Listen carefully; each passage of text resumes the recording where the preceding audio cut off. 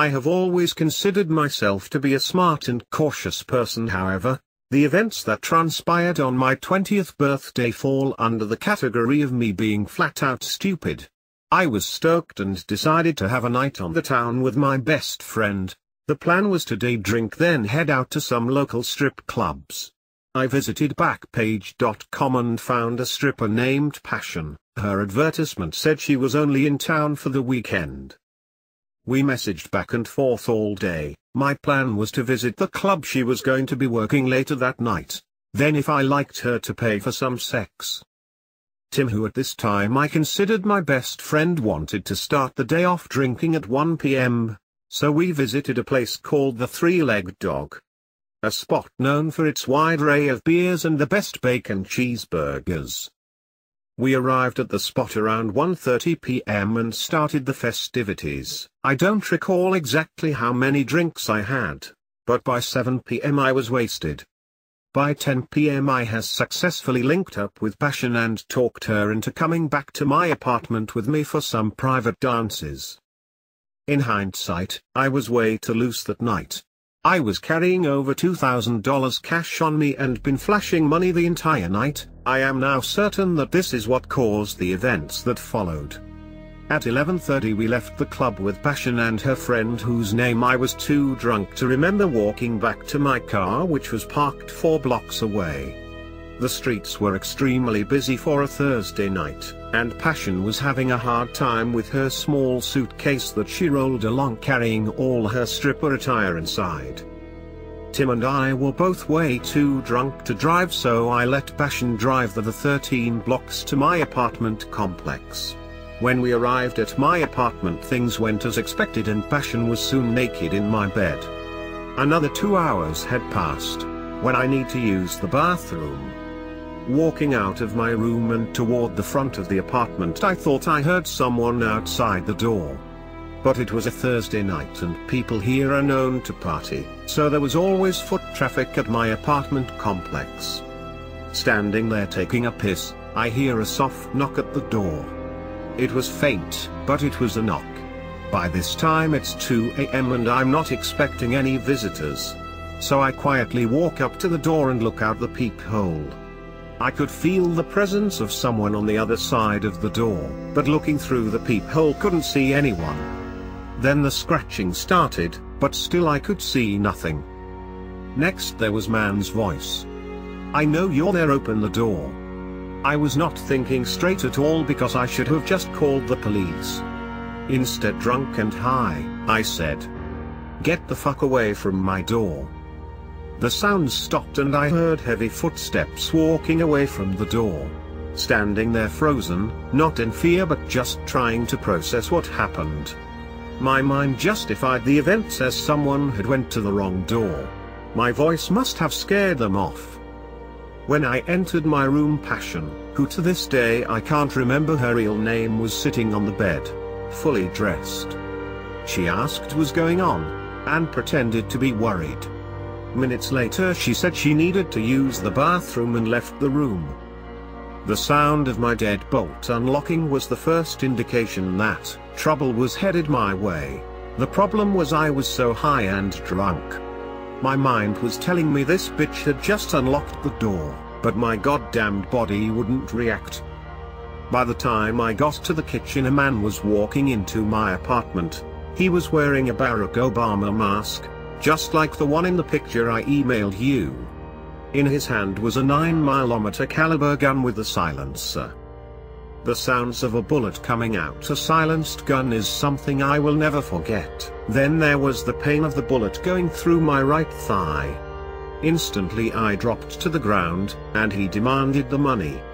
Time seemed to slow down as he pointed the gun at my head. Then Passion said, "Don't kill him, just get the money," pointing to the stack of $100 bills on the kitchen counter. I felt a puddle of blood beginning to accumulate beneath me. They stole my iPhone, money, and a fake gold chain I wore that night, and then both left.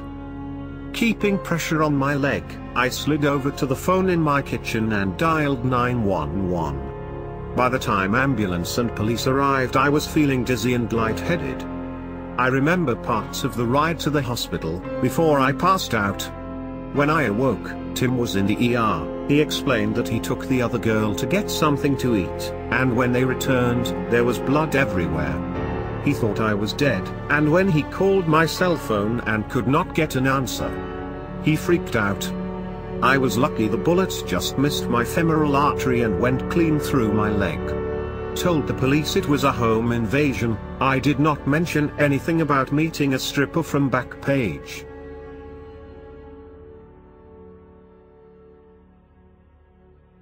Cocaine is a hell of a drug. I have done many stupid things while I was high, but this story is so far-fetched you probably won't believe it. However, every freaking word of it is true. In 2010 I was having the time of my life. I obtained a city construction contract that made me a millionaire. I bought my dream car, the H1 Hummer, and I just partied my ass off.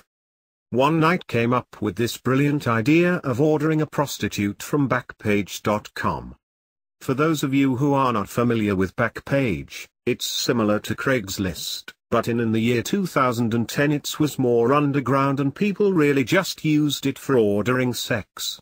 I mean, some asshole probably tried to sell his sofa and TV on the site, but people who were in the know ordered prostitutes from this website. Anyway, so I'm high, and decided to surf around BackPage looking for someone to call. That's when I stumble upon the transsexual section of the website. Fuck you, don't judge me. Anyway, I find this beautiful transsexual named Haley. She was amazing and had a little extra, if you know what I mean. So I called the number and arranged for her to come by my condo in the French Quarters. When Haley arrived, she was just as beautiful as her pictures. She was cool, funny and just a great person. Honestly, I completely forgot that we were supposed to be having sex. We just hung at my house, smoking weed and talking. 3 hours passed like it was nothing and Haley didn't ask for any money, so I figured she was having just as good of a time as I was. We walked a few blocks down the street from my house and grabbed a hamburger, then bar hopped for a few hours before heading back to my place. The evening was going so great I completely forgot that this was really a man. 8 hours had passed and all we did was hang out, laugh and have fun. Haley finally asked if I wanted to have sex. I truly didn't. As we sat on my sofa, she pulled out her phone and opened the calculator application. I watched as she tallied up some number. With a serious look on her face she said, the price for the time we spent was $2,800, which was at a discount price because she liked me. Now, this has just blown my high. My mind calculated that the hourly rate was near $350 per hour for the last 8 hours. Keep in mind I was paying for everything we did during the past 8 hours. So naturally I did what any businessman would do. I took out my calculator and receipts and began to deduct the price of cocaine, weed, beer, gas, and food from her asking price. This did not make Haley very happy and she begins to get a little aggressive. Keep in mind that Haley, although she had breast and soft skin, she was a man with a penis. I was reminded of that when Haley grabbed my arm and gave it a tight squeeze. Now for the record, I am not a fighter at all. I have never been. My entire life I have gotten my ass kicked. I evolved and developed a unique ability to talk my way out of dangerous situations. This was no exception. My number that I was willing to pay was $1,800 and that had to include some sex. Haley thought about it for a minute, then did something that completely fucked my head up. She nodded her head up and down, physically gesturing yes, while the word no came out her mouth. Then she began this weird, kind of double talking as if she was having a conversation with herself. She mumbled a few words, then raised her fists to fight me. Like I said earlier, I cannot fight my way out a paper bag, so I proceeded to take a vicious ass whooping from this beautiful man. He punched me in the stomach several times, causing me fold over, then landed a shot to my jaw, knocking me to the floor. As I lay on the floor in pain, she unzipped her jeans, pulling out her dick and pissed on my pants legs while demanding her money. Oh my god, I had just got my ass kicked in my living room by a transsexual prostitute, who then pissed on me. I gave her the $2,800 and begged her to just leave, and she did. I couldn't call the popo and tell them I was just beat up by a tranny prostitute in my own home. Haley is still on BackPage, and to her credit, her hourly rate for an out-call visit is $350 per hour. I guess it was sometime in the summer of '07. I was trolling BackPage and came across a new lady, maybe mid-30s, homely but cute, staggeringly massive boobs. I contacted her and we actually IM'd and texted back and forth for a few days, and eventually set up an hour meeting at her place. Her last IM to me read, "BTW, I'm kinky if that's okay." I responded that it was fine, because I was too. I pull up to her place, beautiful duplex in a really nice area. Kinda like those To Catch a Predator areas. A little too nice. I pull in her driveway, and goddamned if there isn't one of those big white Ford Origin vans parked right in the shared driveway. Tinted windows. Dude just sitting in it. Total cop mobile, right? I look up, and make eye contact with the dude, and I freak, pull out and bail. I do a couple circles around the block, and when I come back, the dude is gone. Call me a dumbass if you like, but I just drove 75 miles to get here. So, I'm either getting some, or I'm getting popped by the popo.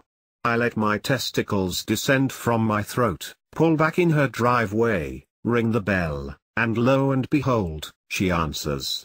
Cute, thick, MILF, massive tankers, peeking her head through the door. She rushes me inside and quickly shuts the door, since she was almost bathhouse naked. We greet, she tosses me a beer, and we sit there on her couch and BS for like 45 minutes. She was cool as hell, but I was still waiting for the cops to kick down the door at any moment, like they were just waiting for me to slip up and say something. That was until it happened.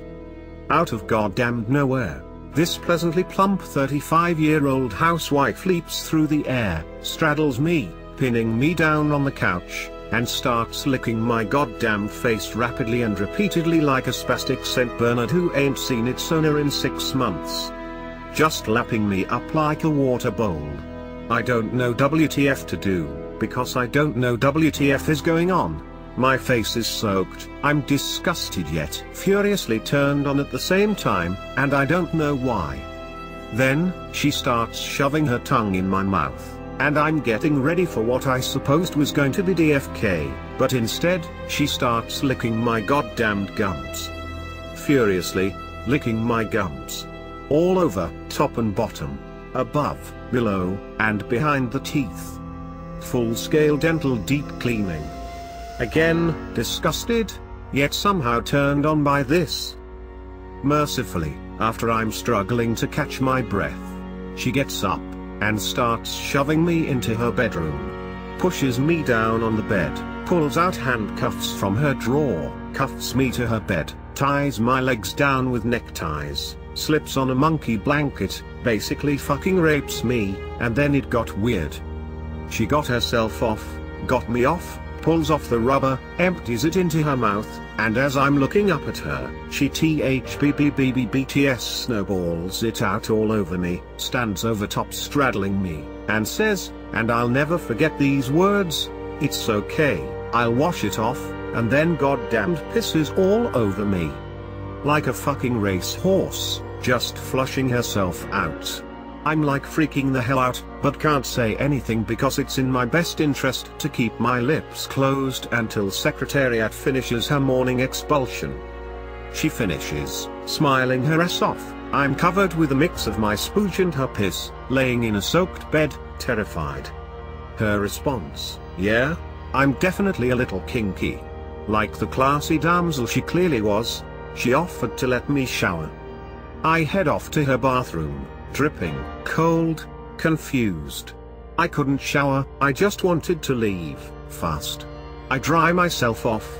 As I shudder while typing this, get dressed, and left quickly, not saying more than a few words. I mentioned at the beginning it was summer, right? Hot as hell outside, so that's not helping the piss that's in my hair. I roll up on a quick trip, buy 4 bottles of water and a travel pack of Alka-Seltzer. I use 3 bottles to hose myself down in the middle of the parking lot, and the other to gargle with Alka-Seltzer. Something in the combination of being unexpectedly snowballed, pissed on by a fat housewife, 90-degree heat, cold water being dumped on my head, and a mouthful of effervescent antacid, caused me to Ralph everywhere, capping off the worst 2 hours of my life. Now please leave me alone while I go cry in a corner. Do you want more stories? We have more for your listening pleasure. Feel free to comment, and please subscribe to the channel to show your support.